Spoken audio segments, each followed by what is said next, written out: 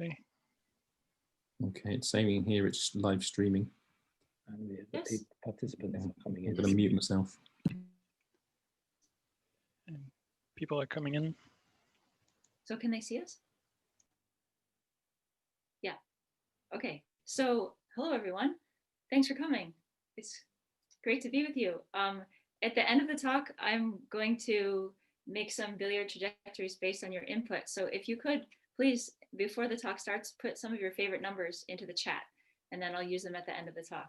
I prefer, they have to be positive integers or natural numbers, and preferably, let's say, below 30. So, and not all prime. I know it's a lot of requirements, but those will give your numbers the best chance of being accepted. Ooh. Thanks. Wow, the numbers are Yes. streaming in. These are some great numbers. Thanks, everyone. Okay.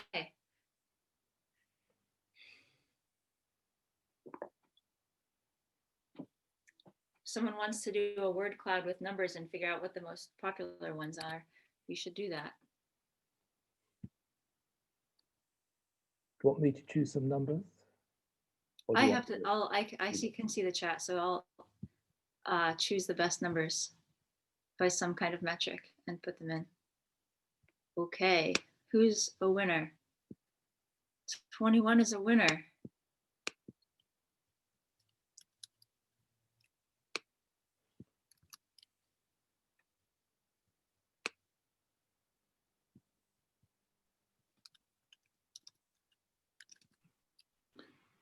Can I just say, if you want people to see your comments in the chats, then you can send it to all panelists and everyone, rather than just all panelists. Because then, sorry, send it to all panelists and attendees. Because I can see some people are saying that they can't see the numbers that have already been suggested. I think that's what they're saying. Right.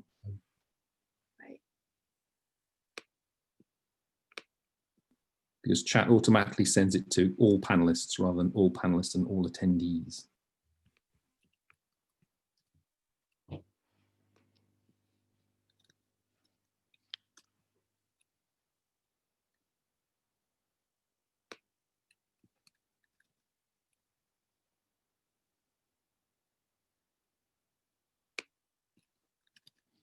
I agree, 17 is a great number. 17 is a great number. Diana, people in the chat are asking, what was the question? Can you repeat it? Yes, I'll repeat the question. So at the end of the talk, I will need some numbers to, I'm going to make billiard trajectories with that number of sides on the table, and then these numbers as the coding location. So in order to have us not have to wait, I'll take the numbers now, and then I'll put them in, and then we'll see the output of your number choices at the end. 7, 6, 8. Great.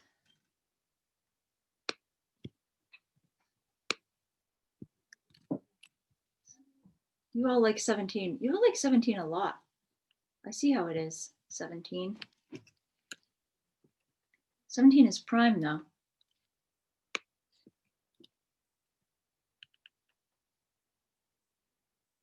11 is a prime number. Yep. Checks out.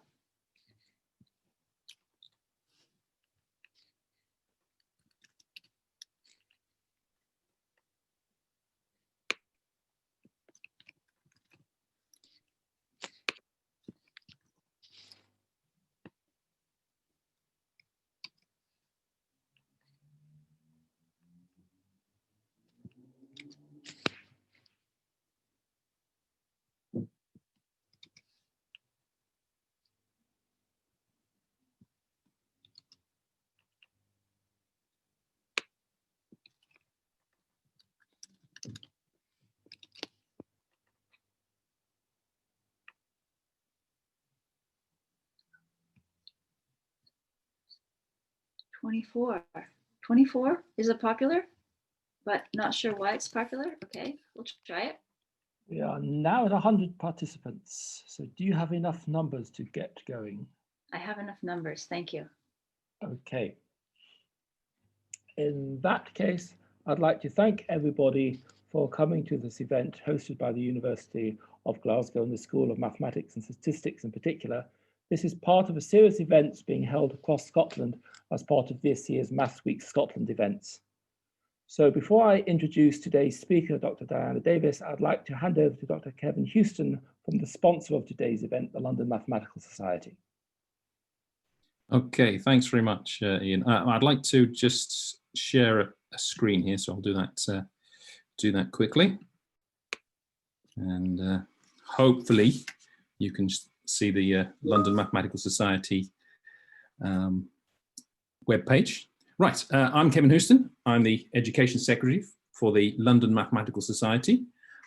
It's a very old society, as you can see, established 1865, so it's over 150 years old. It's a charity for promoting mathematics in the UK, but we do plenty of things abroad as well. And we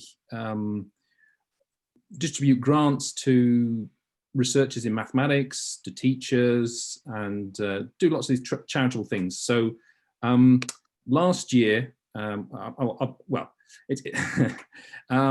due to the pandemic, we've not been spending as much money as we could because events have not been going on. But let's just say for the previous year, I think it was somewhere between 800,000 and $1 million that we actually distributed to researchers and other mathematical things. So we do. If you go to our webpage, go to grants and programs. That wasn't quite what I wanted. Let's go to grants, go to education grants. You can see there we've got some small grants for education scheme, grants for teacher CPD. That includes teachers in HE. So there's grants available there, small amounts of money. If you're a lecturer in or a researcher in mathematics, perhaps in a university, you can also apply for grants for research. You'll find them here. You can find that there's lots of research grant schemes, so lots of stuff there. So do have a look if you're interested. And as I say, we've got some for teachers as well. So with that, I'll hand you back to Ian. Thank you. I'll stop sharing now. Thank you, Kevin. So just a reminder to everybody that this is being recorded and it will be available after on the LMS YouTube page. You can chat to one another using the chat facility, and at the end of the talk, you can ask questions using the Q&A button on your screen. So Dr. Diana Davis' work first became known internationally when she won the Dance Your PhD contest by Science magazine in 2012.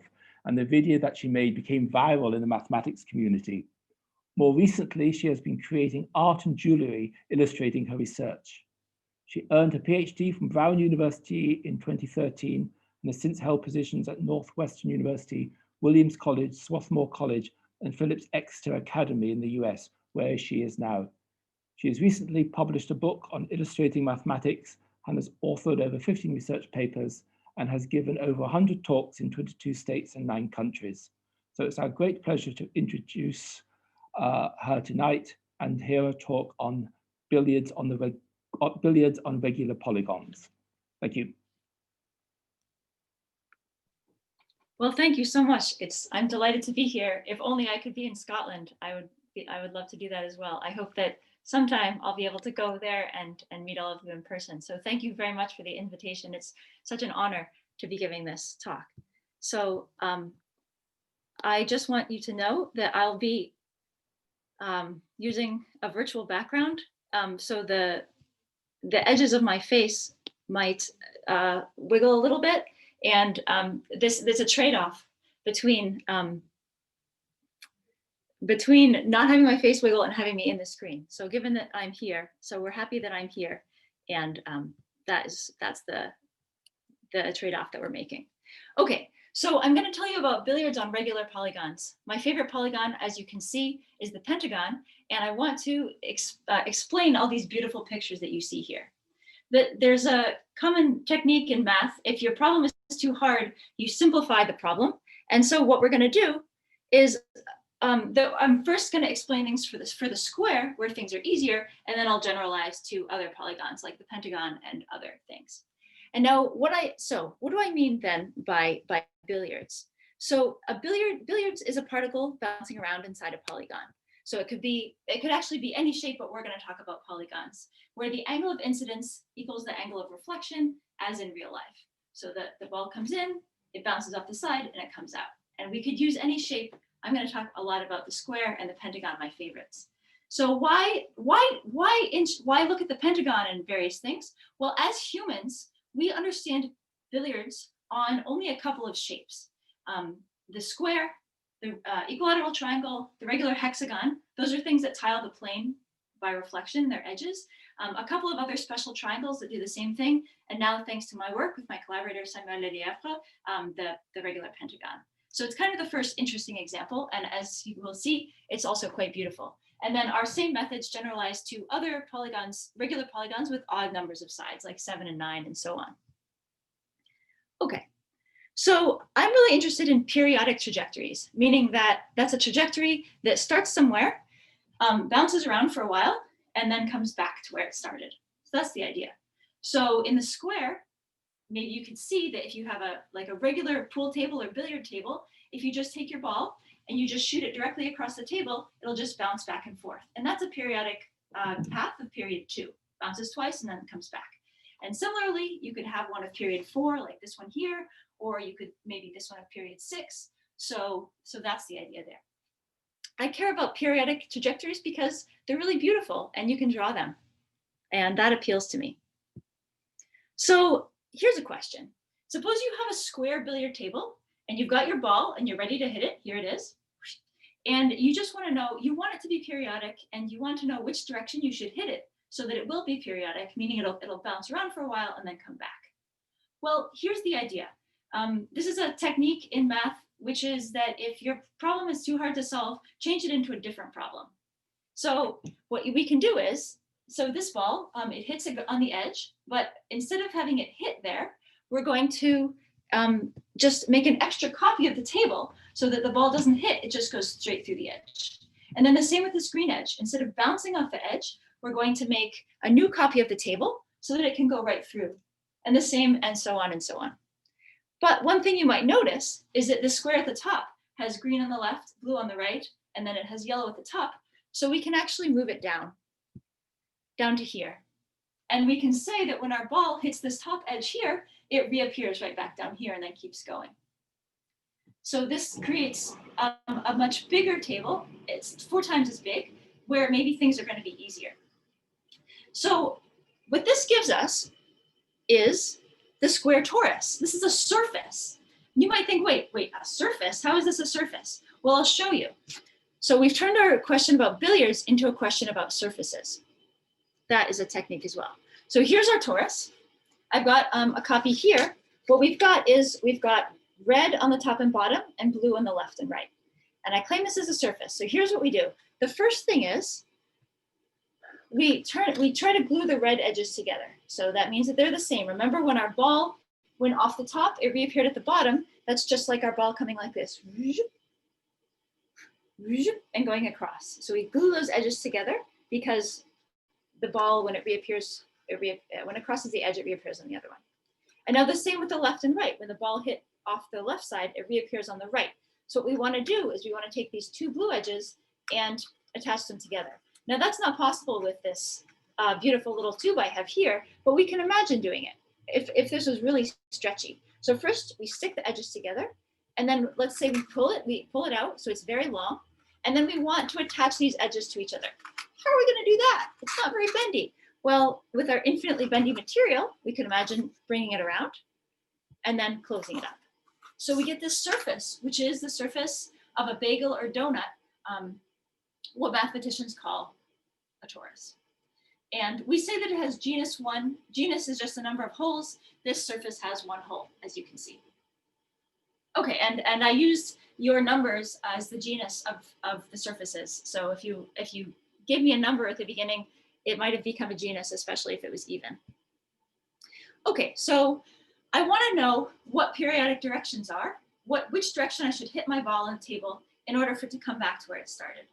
And as I said, one technique you can do is to make your life more complicated. Instead of studying billiards on a table, we'll study lines on a surface. So I've created this torus surface, and here, when a line goes along, then it hits the edge, and it's a torus. So this right edge is connected to the other edge. So here, it reappears right over here, and then it keeps going. And when it hits the top, it comes to the bottom, and it keeps going.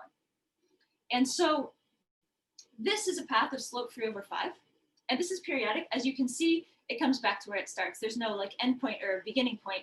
It's like a circle, twisted around. Now this one has slope 3/5. And slope, you might remember, means rise over run. So 3 means that it rises 3 times, which you can see here, 1, 2, 3. And it runs 5 times, which you can see on the side. It runs to the right 5 times. And so the number of times it intersects the edges is, well, 3 + 5. That's it.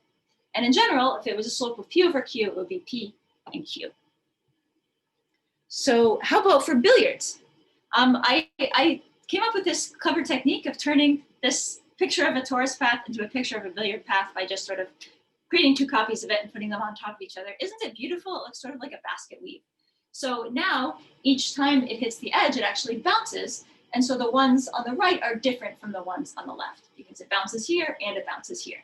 So we have P on the top and bottom, Q on the left and right, and that gives us 2 times P plus Q as a number of bounces for a periodic trajectory of slope P over Q. So you might wonder, okay, periodic rational slope, how likely is that to happen? Well, and what happens if it isn't? So we've just seen that if you have a rational slope, P over Q, you'll get a picture something like this, with P bounces and Q bounces on the sides. But if you hit your ball in an irrational direction, it just bounces around and it never comes back to where it starts. So it just fills in something like this. If you leave this ball bouncing around for a couple of minutes, it might look like this. And then if you leave it for an hour or 2 hours or forever, it might look like this. And most people who study billiards actually study this case right here, which I think is a little bit less beautiful in terms of pictures. Of course, there's beautiful mathematics in it, but the periodic pictures I think will be a little bit more beautiful. So that's why I've decided to study this. And you might wonder which one is more common. Well, irrational numbers are a lot more common than rational numbers. So this irrational one happens most of the time, but that's okay. The rational ones are beautiful. They happen sometimes, so we're going to study them. Now, this is actually the only thing that can happen if you have a regular polygon as your billiard table, such as a square or even a rectangle or a regular pentagon or any other regular polygon. Every trajectory, no matter which direction you hit your ball, it's either going to be periodic, like the one on the left, or equidistributed like the one on the right, meaning that the path fills in everything evenly. It's not going to spend a whole lot of time in this corner and no time at all in this corner. That just doesn't happen. For nice shapes of tables. Okay, I want to tell you about something really, a cool tool that we're going to use, the Euclidean algorithm. And we're going to see it in several different forms. So you may know, people act differently in different situations, right? You act one way with your friends, a different way with your parents, a different way with your teachers, maybe something like that. The Euclidean algorithm is an idea that exists, and we're going to see it in 3 different ways. Like it manifests itself differently in different situations. So here's the Euclidean algorithm. It's used for finding the greatest common divisor of 2 numbers. So let's say you have the numbers 7 and 5, and you want to know what their greatest common divisor is, meaning the biggest number that is a divisor of both of them. Okay, maybe you can already see that it's going to be 1, but here's the algorithm. You take this, you subtract the smaller one from the bigger one, and you keep doing that until the numbers match. So here it's, the smaller one is 5, we subtract that. Now the smaller number is 2, we subtract that. Now the smaller number is 2, we subtract that. Now the smaller number is 1, we subtract that. And finally, we end up with 2 numbers the same, 1 and 1. And that tells us that the greatest common divisor of 7 and 5 is 1.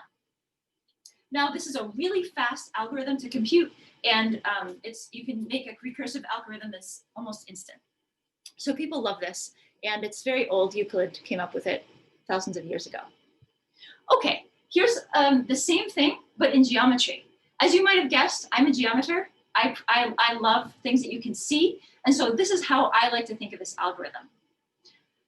here it is. It's going to look very different. Okay, you start with a rectangle, and let's suppose you want to know its aspect ratio. So this rectangle that I've drawn here, it's not a square, but I don't think it's 2 by 1. It's a little, maybe 1.5, maybe, I'm not sure. Maybe 1.5, that's a good guess. Okay, so here's what you do. You repeatedly cut off the largest possible square. So the largest possible square I can hold in this one, there, I can only fit 1. So I noted down that I could fit 1 square. Now I have to change my size of squares. So I can fit some smaller squares in here. I can fit 2 of them actually. And so I note down that I can fit 2. And I put 1 over because I've like switched the direction that I'm going. First I was putting in squares horizontally, then I do 1 over because now I'm putting in squares vertically. Okay, and now I will see how many squares I can fit up here in the top. It's a great question. Oh, I can fit 2, and it's a perfect fit. So I also did 1 over here, and then there's 2. So I fit 1 of the big size, 2 of the medium size, 2 of the small size. And if you reduce this fraction, you will get the aspect ratio, which is 7 over 5. And that's the aspect ratio of this thing. And this is called a continued fraction, this number here. And continued fractions are really awesome, and they are not standard in any curriculum, I don't think. So the only way to learn about them is to see them in a talk. So congratulations, today is your day. Okay, now both of these, it turns out, are the same thing. And I'm going to show you that by running them backward. So suppose I want a pair of numbers whose GCD is 1. So I'm going to start at the end with 1 and 1. I know that I want the GCD to be 1. And I put a square here, and I'm going to build up a rectangle around it. And then over here, I put my 1 for my continued fraction. Okay, so the first thing to do is just either say you're done. Let's not say we're done. Let's say we're going to do something. So we add some squares. So we add these 2 numbers together. We put squares here, and then over here we add a 1. And we could do it again, but let's say that's enough. So now we're going to switch what we're doing. And so at the top, that means we're going to switch which number we add to. Over here with the squares, it means we're going to turn the whole thing sideways. And over here, we do the 1 over, sort of switching X and Y. Okay, let's add some squares in that direction. How much should we add? Let's add 1. Should we keep going? Yeah, we'll keep going. So up here, we add the smallest number. We add the smallest number again. Here we add some squares. And in our continued fraction, we add 1s on it. And then that's enough. So let's flip it. So we flip everything, decide that we're going to do something else. And then let's add a square. Let's just do it once in that direction. And so here we get our original number, 7, 5. We get our original aspect ratio of rectangles, and we get the same continued fraction as we had before. There's 7 over 5. So these algorithms are the same. There's the algebraic way of thinking about it, and then there's the geometric way of thinking about it. So this is every problem, I think, has an algebraic way of thinking about it and a geometric way of thinking about it, and you learn a lot if you use both. So but the key takeaway that's the same about both is that each step you choose to either increase either the X value, that's the red arrow, or the Y value, that's the blue arrow. And at every point you have a choice, which one should I do? And so you can make a binary tree of all the possible outcomes. At every time you have every step you have 2 choices. So you can make a tree that just has 2 things coming out of each node. And all of the resulting numbers are relatively prime points, meaning points like this, where they don't have any factors in common. So for example, 2, 4 would not be, we would never get it because you can't get it starting with 1, 1. Okay, so let me tell you about a tool you might know about and you might not, which is a shear. So these started out as regular pentagons, and I just went whoosh to them, sort of like pull them horizontally. So another way of thinking about it is that you take something like a deck of cards like this, and you just push the whole thing to the side like that. So that's a shear. These are my Scotland cards from when I was in Scotland. Okay. So here's yet another equivalent algorithm. So we take a horizontal shear, which is the one that I showed you. We push the cards to the side. And then there's also a vertical one where you just push the cards going up. You can imagine that too, like this.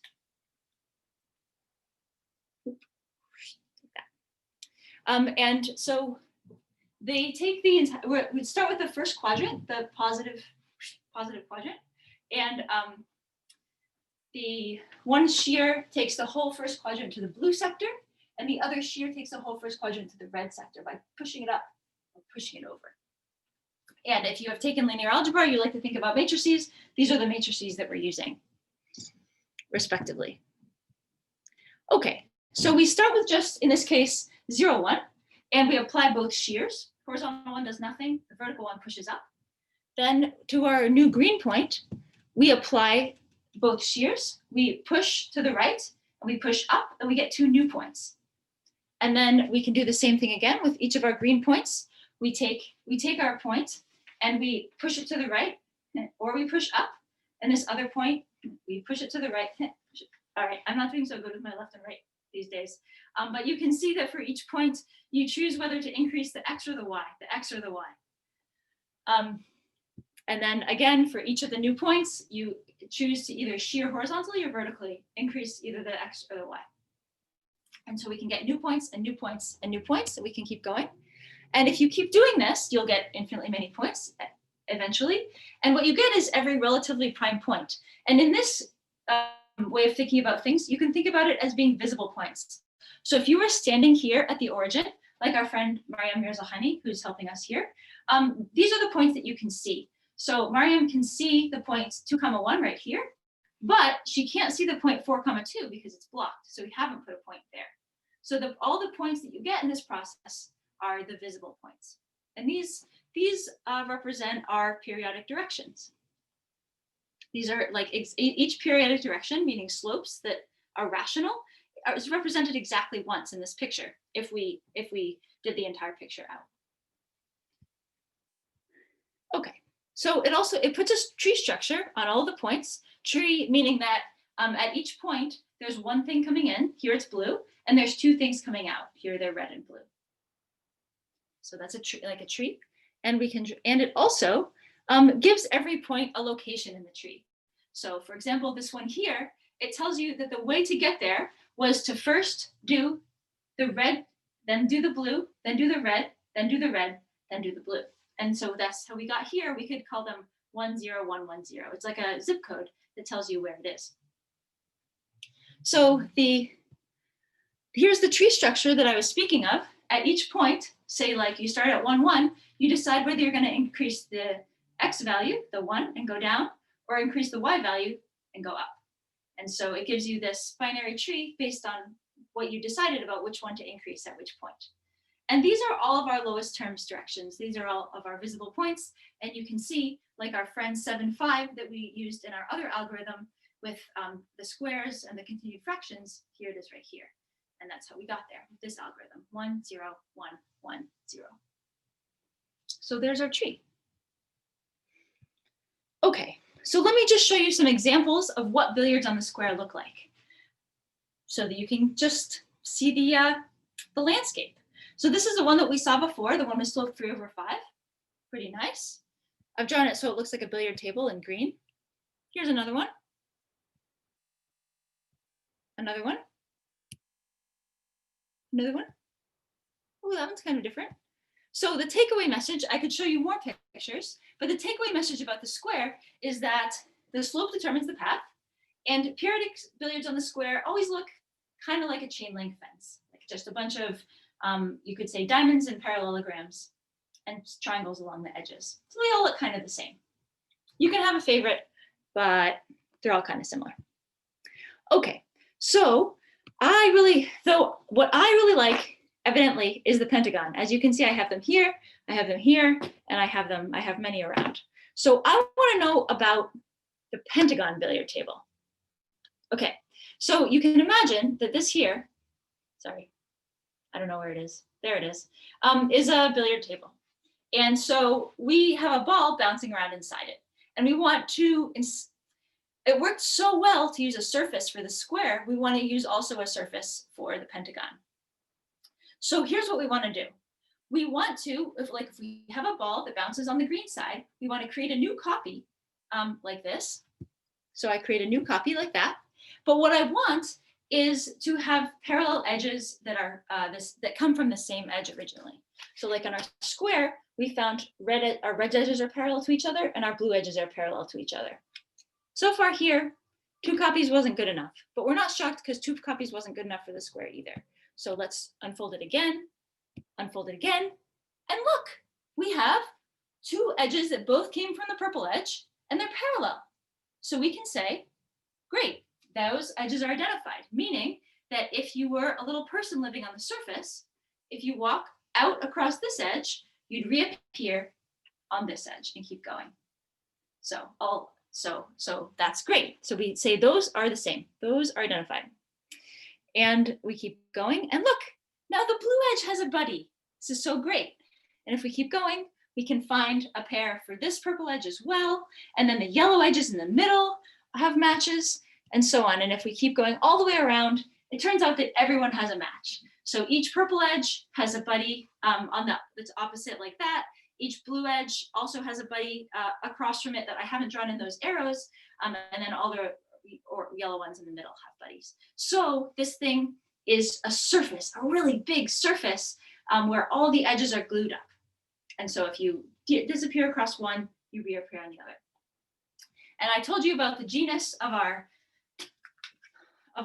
surface here. It is 1 because it has 1 hole. And here this surface has 6 holes. Too complicated, definitely too complicated. So what we're gonna do is instead of unfolding the table to this big surface here, we're gonna use a simpler version called the double pentagon, which is here. Genus 2 has only 2 holes and it's simpler.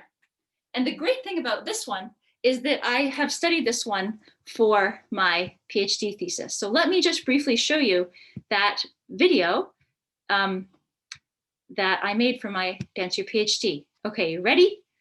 You're ready, here we go. This is the double pentagon surface. This is what it would be like to live on a surface made of 2 pentagons whose edges are glued to each other.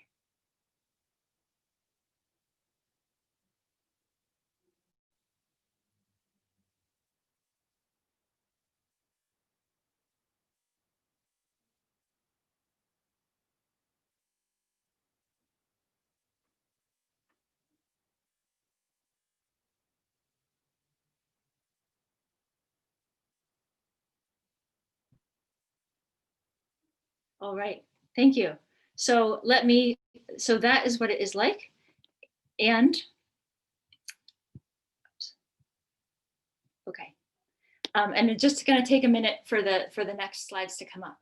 So I made that video for, thank you. I made that video for my Dance Your PhD for the competition. And it was wonderful. I made it Brown, the person dancing in it, is an undergraduate student, one of my students in multivariable calculus at Brown. And she did a great job and it was complicated to make it.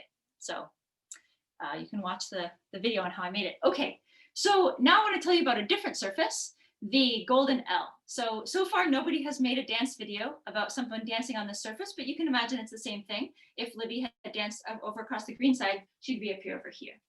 And the golden L is easier to use because it's made of rectangles. What is it? It's 2 overlapping golden rectangles. So the golden ratio is this number, approximately 1.618, that has this amazing property that if you make a rectangle, let's say this bottom big rectangle in the ratio of the golden ratio, so like 1 to 1.618, if you cut off a square, this one here, the little rectangle that's left is in the same ratio as the whole original.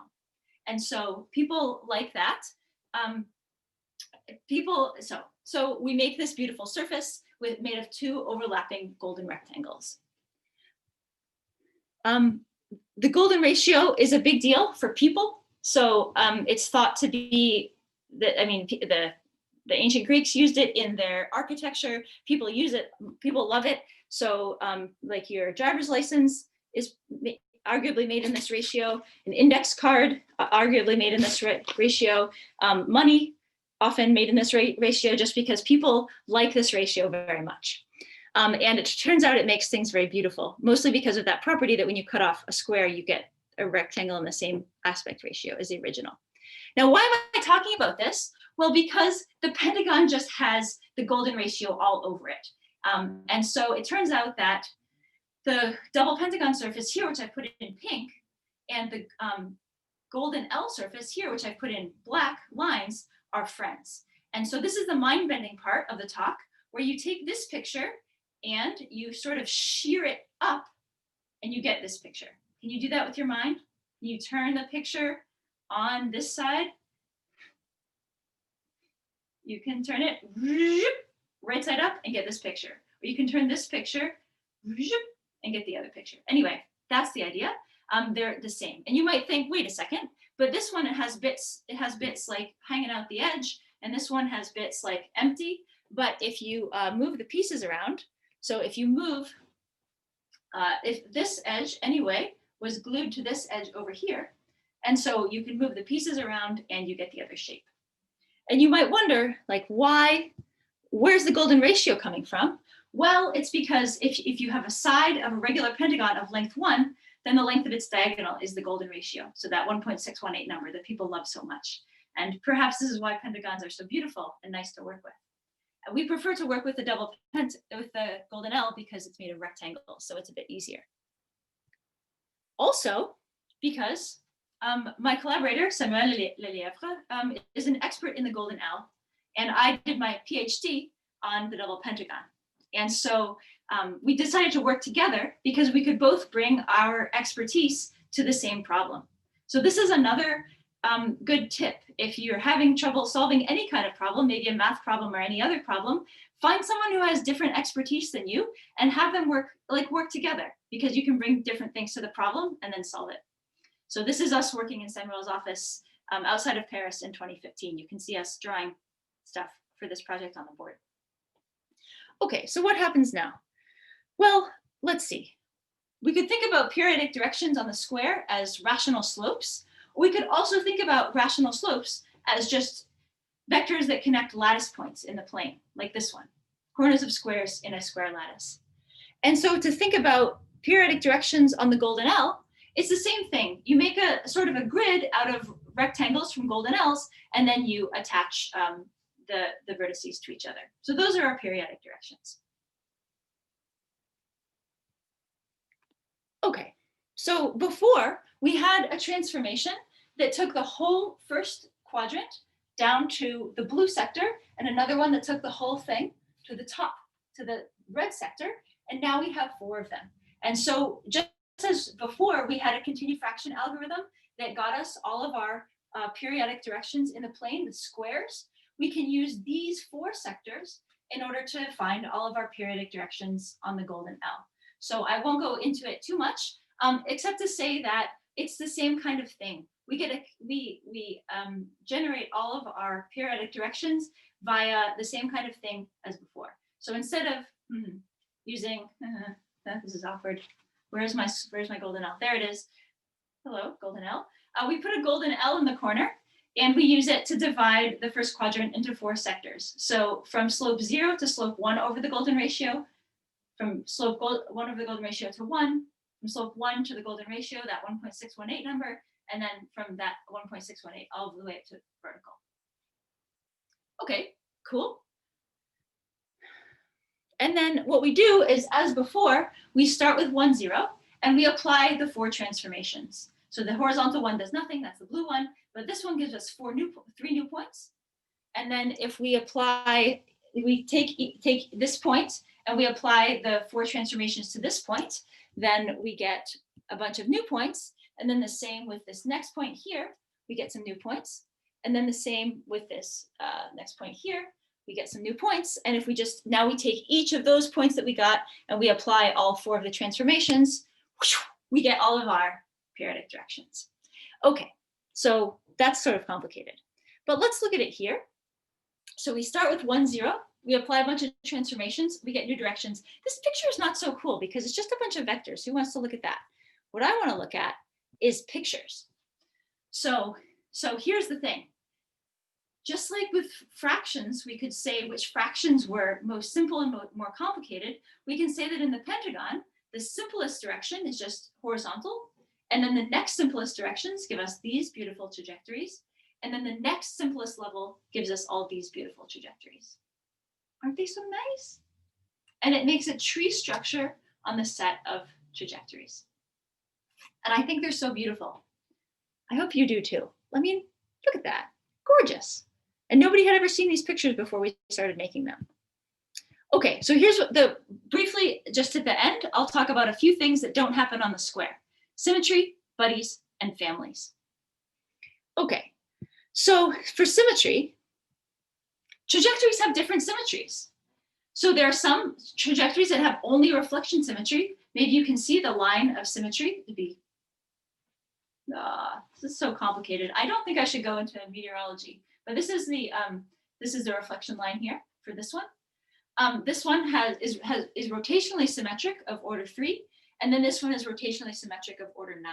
This is a regular 9-gon, and it turns out that the orders of the rotations are all the divisors of 9, so 1, 3, and 9.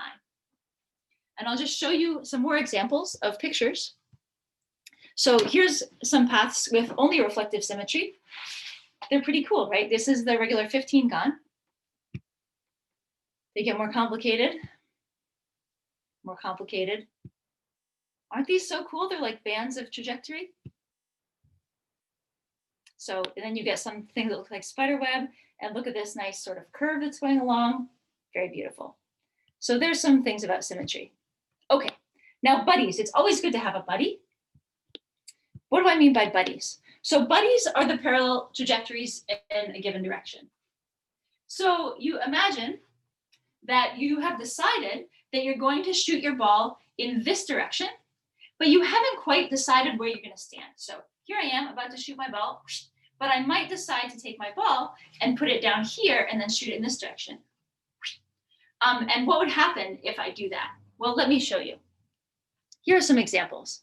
So on the regular pentagon, here's the two things that can happen. If you were to put your ball up here and hit it in a horizontal direction, you get that pentagon shape. And if you were to put it down here instead and hit it in that direction, you would get a path that was longer, this star path. And it turns out it's just the golden ratio times as long. So like 1.618 times as long. How about for other shapes? Well, here's the 15-gon. If we decide we're going to hit our horizontal path, but we sort of am I going to do it so high? Am I going to do it a little lower? How about a little lower? So you can see I've brought my starting point down and down and down. And look at the beautiful different trajectories that I get. And they have various different symmetries. In this case, 3, 5, and 15. This one, particular one didn't give us symmetry of order 1 or just a reflective symmetry. But pretty cool. We can get all those different ones. And then how about the 27-gon? So here I am taking my path and pushing it down, and you get all these different things with all these different symmetries.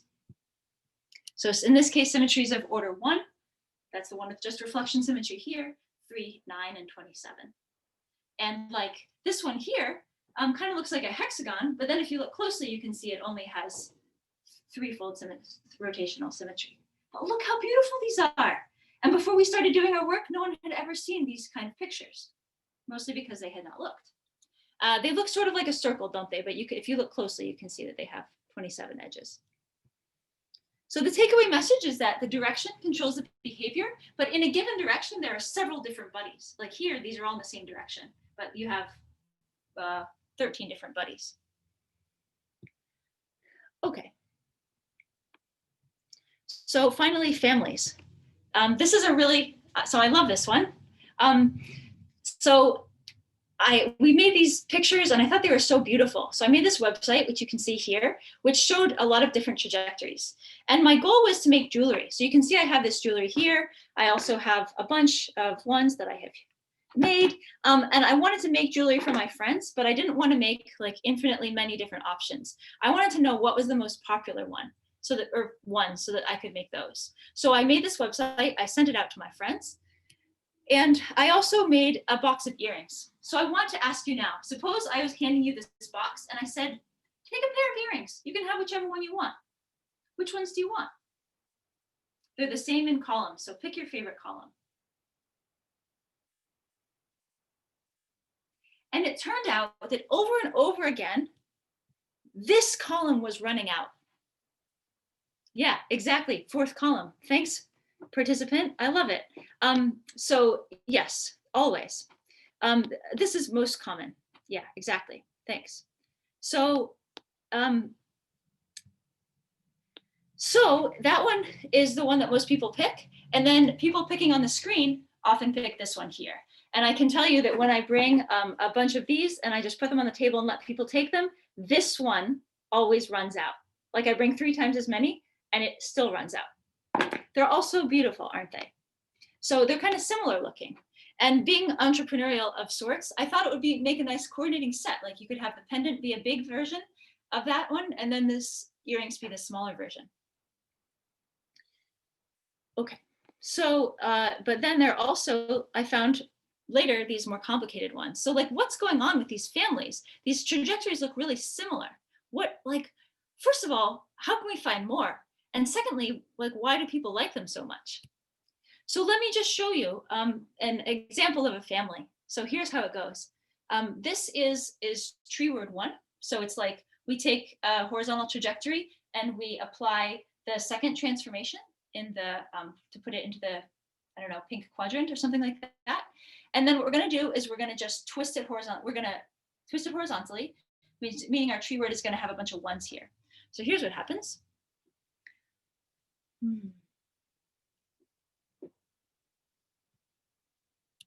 We're getting more complicated ones, but they're kind of similar. Can you see it? Do you see it? Yeah, there's a star. Sorry, I got ahead of myself. A star is born. Very beautiful, isn't it? And then this is the family that people liked very much. What I call the beautiful family. Look how beautiful they are. And now I'm skipping ahead. But look at that. And you can see that you get this more dense in the middle and then less dense in this ring around the outside. And my guess is that that's what appeals to people. There must be some sort of universal aesthetic that people like. And it just gets denser and denser and denser. Isn't that so beautiful? I have a big version, in fact, in my house right here. So beautiful. So, and here's just some more families. It's not a pentagon specific phenomenon. Here's the 51 gun. I know it looks like a circle, but it really has 51 sides. That's like a family. Pretty nice. And you can see this one, it looks sort of like an eye. It's got nothing and then dense and then less dense. Okay, and then in the 9 gon even, we can get this beautiful thing coming along.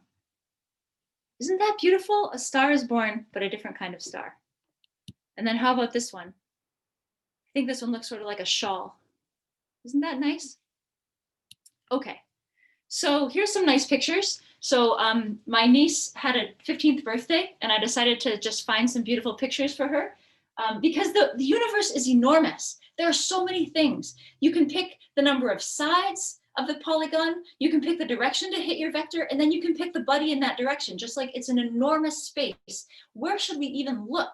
So one way to look is to sort of use numerology and just pick some numbers, like use your lucky numbers. So my niece was turning 15 on a certain day, which was her birthday. And so I used the direction based on her birthday. And then I picked, so here are some buddies, age 15, 15 sides, coding as her birthday. Isn't that beautiful?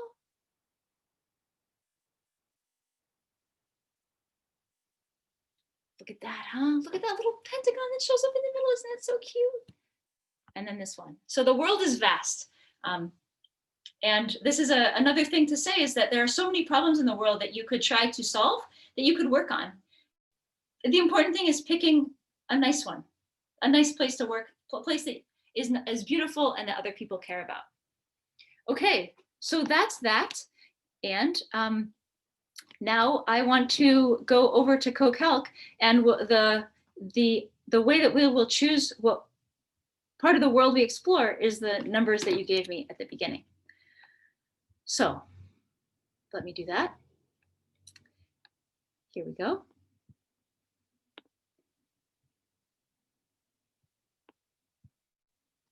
Okay, So Samuel and I wrote a program to draw our pictures, and we did it using Sage, which is a mathematical language, using the website CoCalc, Collaborative Calculation in the Cloud.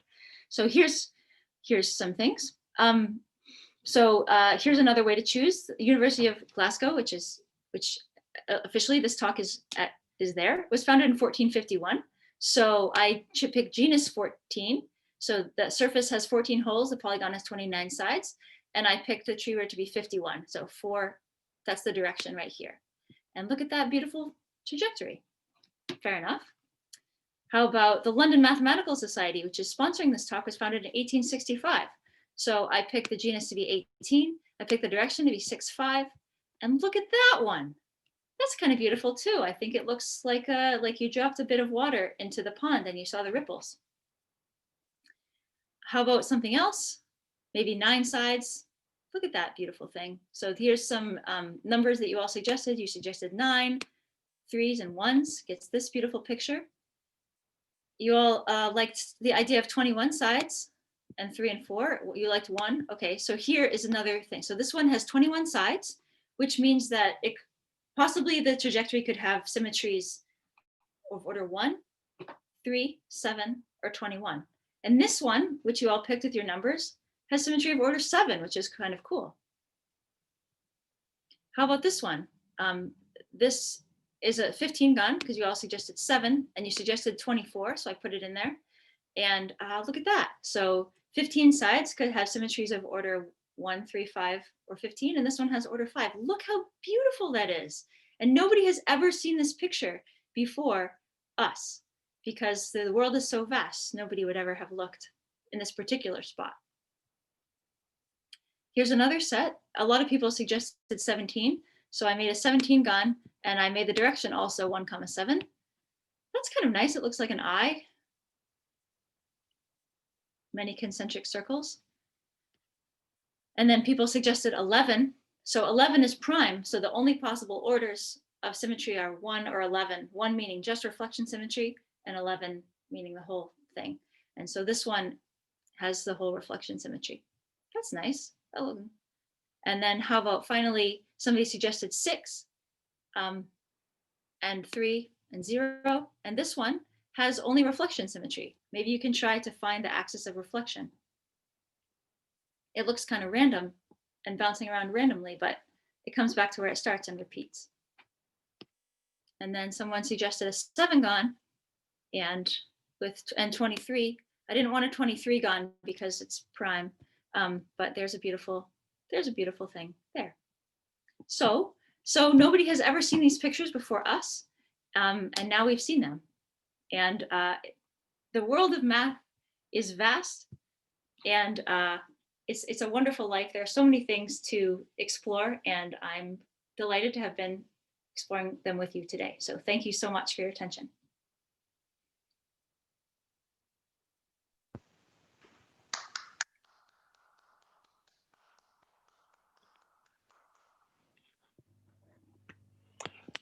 So thank you, Diana, for your beautiful and multifaceted talk. I'm very pleased that Diana has agreed to answer questions from the audience here today. So if you want to ask a question, can you use the Q&A function?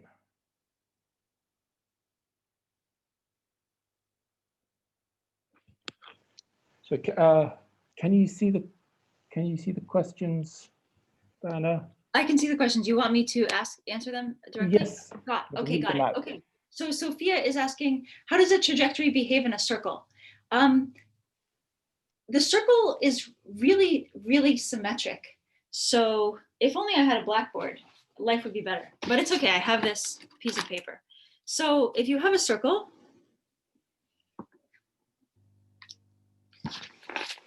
I guess you can make me bigger, right? So that everyone can see me. And you shoot your trajectory in a certain direction, like that. Well, now it's symmetric across this point. So it's just going to do the same thing. You're going to take, oh, you probably can't see that. Let me try a bigger marker. We're ready for big time these days with a big marker. Okay, suppose you shoot your trajectory in some way, like maybe this one. Well, everything is the same in a circle. So we're just going to take this same chord picture and move it over to here. I'll try to do that. Maybe. Okay. Wasn't my best straight line. And so it'll just repeat. So this angle is equal to this angle along the tangent line here, and then it just repeats. So the nice thing is that if you keep doing this, everything is tangent to a little circle in the middle. So if you pick a nice aperiodic direction, you'll just get eventually a picture that looks something like that, and everything will be tangent in theory, maybe not in practice in my picture. Every single chord is tangent to a circle in the middle. So it's kind of nice and quite predictable what happens in that case. If I could ask another question, an anonymous attendee says, "Wonderful lecture, many thanks. Why did you avoid prime numbers?" Oh, the reason I avoided prime numbers in making the pictures is because they only have either just reflection symmetry or the full symmetry. So suppose you gave me 31, it would be a 31 gun, and the whole picture would have symmetry of order 31. And it's not so interesting for those high numbers, especially. They all kind of look like an eye, like all those concentric rings of different densities. Also, it takes forever to plot it. So I think, so that's why. Nothing wrong. Another question is, what is the relationship between the genus and the number of sides? Right, the genus, the number of sides is 2 times the genus plus 1. So the 5 gon has genus 2, 7 gon has genus 3, and so on. And a different type of question, what's a good way to know that you've come across a nice topic to work on? Yeah, that's a really important question, isn't it? It's called having taste. It's sort of like asking how you know when you've set up your bedroom the right way. Like, is this the nicest, or should I set it up some other way? One way to find nice problems to work on is to look at what other people are interested in, people that you respect. You can look at the end of their papers, and they'll often have open questions, which are things that they wanted to know the answers to, but they couldn't figure it out. And so they leave it for other people to answer. Another way to know is that you get something beautiful. For me, that's a beautiful picture, like this kind of thing here. But for you, for someone else, that might be a beautiful relationship or a beautiful expression that you hadn't seen before. It's very subtle. It's more of an art than a science. Good question. So why did you largely focus on odd-sided shapes? What about octagons? Yeah, that's a great question. So someone had already worked on octagons before we started. It's actually, it's John Smiley and Karina Ulzugdai. Karina was in Bristol, and they had already worked on the octagon. And so we thought, well, we'll do the pentagon. The techniques are very similar, but our specific techniques and our specific program works well for the odd numbers. So we wrote a program that only works for regular pentagons originally. And then we expanded our program to work for odd numbers of sides, which in theory is simple, but in practice took us about a month, which is what I did during lockdown when I was in France with Samuel. And if we wanted to expand it to even numbers, it would probably take us another month. In theory, it's simple, but in practice, it takes a long time. So we decided that instead of expanding to even numbered shapes right now, we'd use our odd numbered program that we already have to discover some things first, and then maybe we'll expand in the future. So a more technical question, instead of taking lines, if you take hyperbolic geodesics and hyperbolic pentagons, do you get similar types of patterns? Yeah, that's a good question. I don't know. Sometimes when you change your space to be hyperbolic or something else, things get easier, and sometimes it gets harder. What I would say though is I'd harken back to my original slide where I showed that as humans, we understand periodic billiards on the square, equilateral triangle, the regular hexagon, and now the pentagon. And so that's in Euclidean space. So our knowledge in Euclidean space, I would say we haven't figured it out yet so completely. So why would we need to make our problems harder? But you should try it. It might be easier. I don't know is the answer.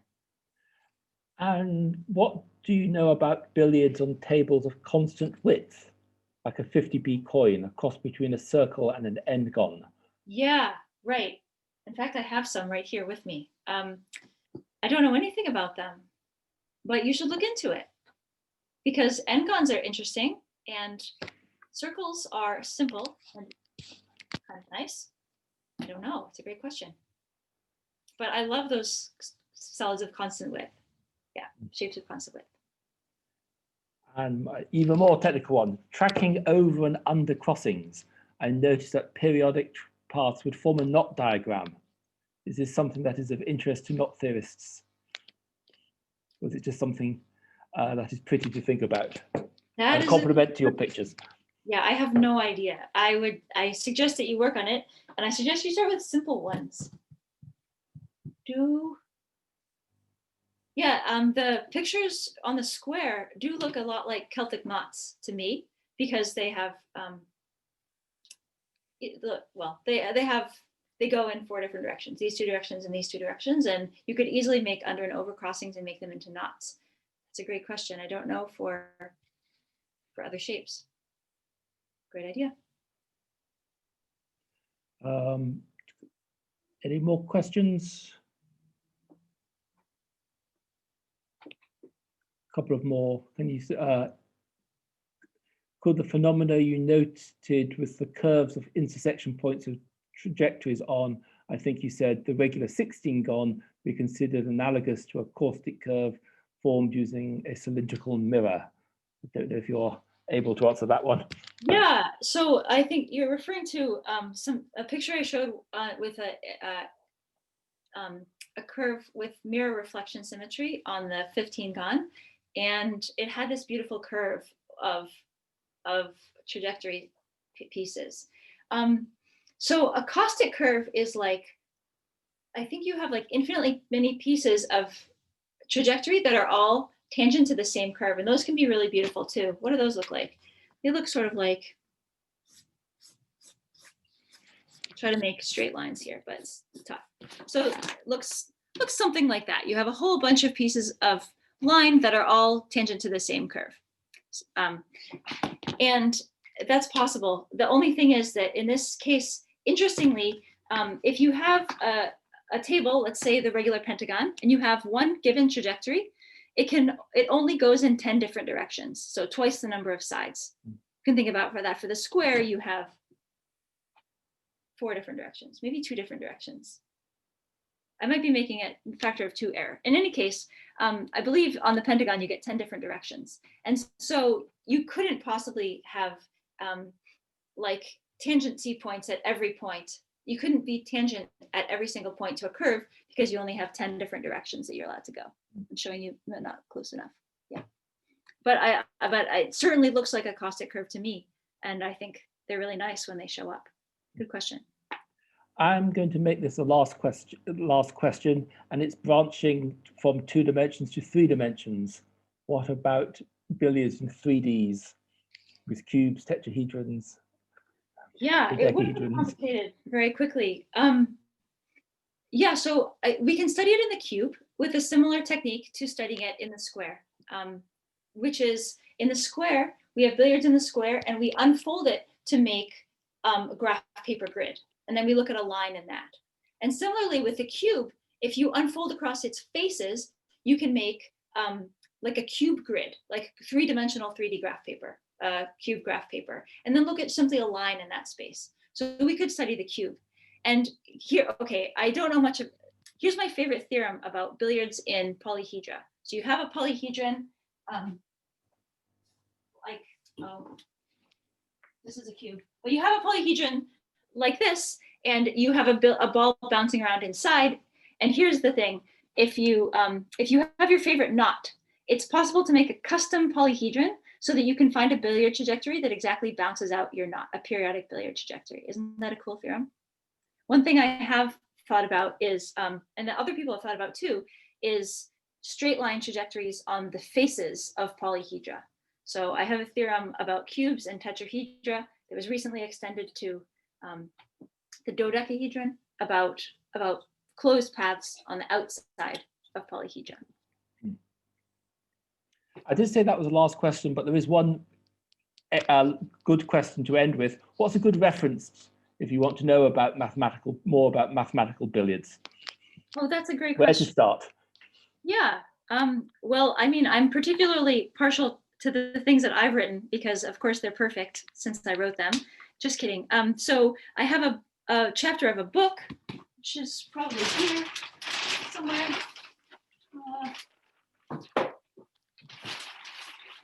I have written it out in this book, Dynamics Done with Your Bare Hands. I have the first quarter of that book where I explain things about billiards. I also wrote it in a problem-based way, which you discover things about billiards through doing a series of a couple hundred problems, which is available on my website. And then there's also the classic one is this book, Geometry in Billiards by Sergei Tabachnikov, which is a standard textbook as well, and it goes through telling you things and having a lot of good problems. Sergei Tabachnikov also has good references online as well. I think I'll draw the questions to an end there. I'd just like to thank you again for beautiful and wonderful, very interesting talk. Thank you very much. Thank you so much.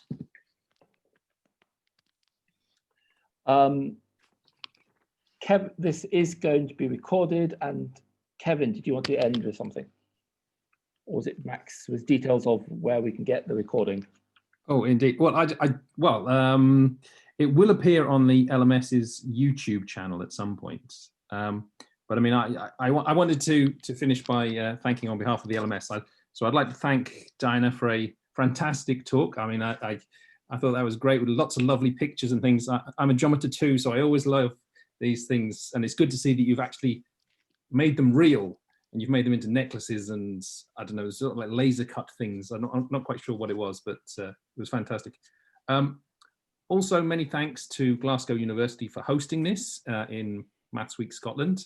I'm sure people will know that there's a lot going on in Maths Week Scotland. So, you know, have a look online, see what else is going on. I'd like to thank in particular Max, who's been the main organizer for this. And he's been there. He perhaps you can't see him. I don't know. Actually, I'm not even sure if I'm spotlighted here. Hang on. Maybe I should have spotlighted myself first. Right. Okay. Yes. So what was I saying? So Max, and then Max could have spotlighted himself maybe to. Hang on. I'll do Max there. There you go. There's Max, who's been the main organizer for all this, and he's been on the technical detail tonight. He's been dealing with all the things to make sure Zoom went okay. So many thanks to Max. But then lastly, of course, I'd like to thank you all for coming and participating with fantastic questions. And I wish you all the best in these rather difficult times, and have a good evening. Okay, bye. Thanks, everyone.